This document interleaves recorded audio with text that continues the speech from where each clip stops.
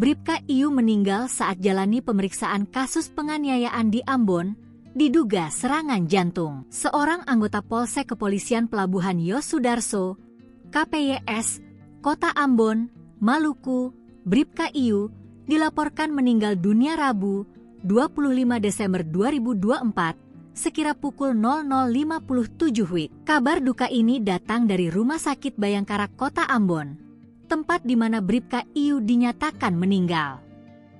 Kasat Reskrim Polresta Ambon, AKP M. Ainul Yakin, mengungkapkan kematian Bribka Iyu diduga disebabkan oleh serangan jantung. Kasih Humas Polresta Pulau Ambon dan Pulau-Pulau Lease, Ibda Janet Luhukai, menyampaikan jenazah Bribka Iyu akan dimakamkan pada hari yang sama, sekira pukul 12.30 WIB. Sebelum menghembuskan napas terakhir, Bribka Iyu tengah menjalani pemeriksaan oleh Divisi Propam Polresta terkait dugaan penganiayaan terhadap seorang warga bernama Rizal Serang. Insiden penganiayaan tersebut terjadi pada Jumat, 20 Desember 2024, sekira pukul 15.30 WIB di Pelabuhan Yosudarso, Ambon.